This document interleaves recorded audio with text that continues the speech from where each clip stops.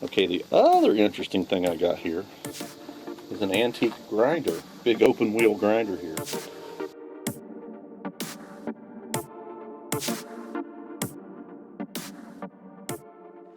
Dave with the Crafted channel here. I made a purchase from one of my model airplane friends who's retiring from the hobby. And in there was a lot of tools. And I got a few things here. Pair of cutters, nice pair of vintage 10 steps, another puller. I think it might be a little smaller than the one I have. A angle gauge. And I've sorted most of this stuff out from my from the model airplane stuff. A chip brush can. I got some big hunks of brass here. So when I need to make a bushing, I got a little something to make a bushing out of. Let's see, I got a log splitting wedge. Angle plates. These are very cool. These will come in handy for my milling machine. And some of this stuff, you know, I think he was kind of passing on to me. His son didn't want. And these are things that have his father's name engraved on them. Mostly things he probably made. This is a piece of brass. And if I understand how these work, there's pieces of steel or iron rods running down through them. And this sits on a magnetic chuck for grinding. And this looks to be a 45, 45 or 90 degree one. I hope I find in all the tools and stuff from the workshop I got the clamp for this. This is for clamping round stock down. And there's supposed to be a clamp that catches in these grooves and has a screw for locking something down here. And it's kind of interesting because you can support something on the work on both sides and drill a hole there. I have no idea what this is. So this slides very smoothly, has like no play that I can feel. You can see there's 6 flathead fasteners there, knobs for getting a hold of it. I think this is just something that his dad made to torture future generations. Am I crazy? Do you know what it is? I'm having a hard time imagining any machining purpose for this. His dad was a machinist. And he worked, here's another clue, he worked for General Motors. That was his career. So check it out. Got a tilt-up magnifying lens. I was wanting to buy one of these, getting close to buying one. I've needed one a few times. And there's one in perfect condition. I got a really nice big vise in my shop, but I don't have a moderate sized vise. So I don't know how old this is. I haven't done any research yet, but it's a USA made vise, a Scout 4-inch. Doesn't look like a particularly heavily built vise, but it's cool that it's US made, and I can mount this vise in some alternative location, so I can have 2 vices. A little smaller vise would be nice. Check it out, machinist vise.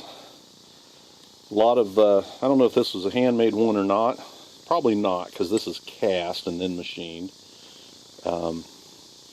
Really awesome thing for a drill press. You can hold pieces accurately. They're ground. I didn't have one of those with that quality. I do have the rulers to go with these, although I don't have them here. It's kind of a woodworking tool. Another angle plate, 90-degree angle plate. It's got a bunch of holes in it. Can be held down to a table with fingers here, and then a workpiece clamped to this. I didn't have any of these, so now I got a nice selection of angle plates.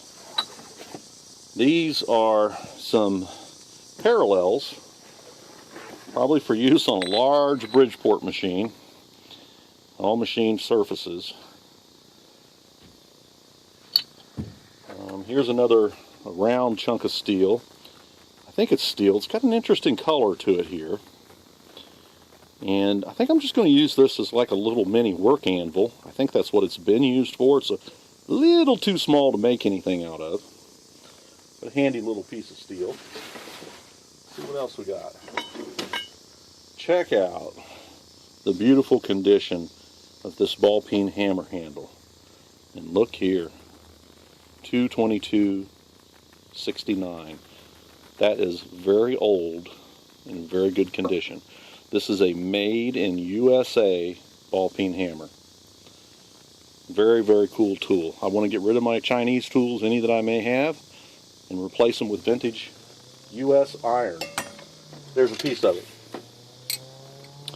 So here's another Wiss Snips. What was that other brand? Wow. Get my glasses on here. Can't quite make that out.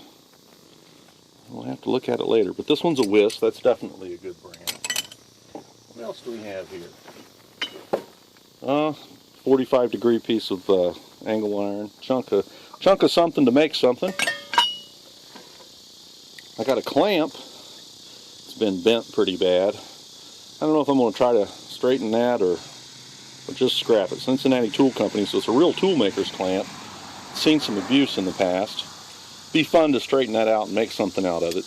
It's not only is this leg of the clamp bent this way, but it's also bent this way. So it'd be kind of a challenging thing to hold on to and straighten, and I don't have a hydraulic press.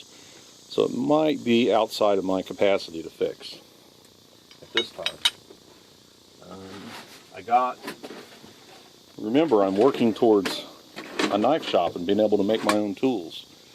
So here's a toaster oven that I basically just carried out of his basement to throw it away for him. And I'm looking for an old toaster oven that's got nichrome coils of wire in it so that I can make a out of refoundry brick, make an oven to get metal up to a high temperature so that I can do hardening. Now, this, for most any knife I would make, is probably big enough for annealing, and that's after you harden it. You need to soften the metal a little bit, so you cook it at 250 or 300 degrees for a few hours to kind of lower the Rockwell hardness a little bit. Otherwise, you can't sharpen the knife and it'll be too brittle. But I don't think I want to use these kind of rods to make my heat treating oven. I'll have to look into it and see if it's possible to use those. I've heard a refrigerator defrost coil is a pretty good piece to start with, so I may be looking for one of those. It looks like the successful ones that I've seen other people make are made with coiled nichrome. I may just buy the nichrome and coil my own. It's got a big heavy metal plate over here, and I assume at one time this plate was ground and nice and flat. I think it's since been used to beat things together on. Has some marks in it, but it's a good heavy hard surface for me to do something with. If I ever get a chance to have it made flat on a grinder, I could perhaps use this as an inspection plate, which I don't have yet. Okay, the other interesting thing I got here is an antique grinder, big open wheel grinder here. I've got enough grinders, so I don't know if I'm going to use this for a grinder, but it's got a cool old motor on it, which might be useful for an old drill press or something. I don't know where it came from. It's only quarter horse, so it's a fairly small motor, but it's cast iron. It's a beautiful motor. I'm sure it's made to very high standards. A Packard motor.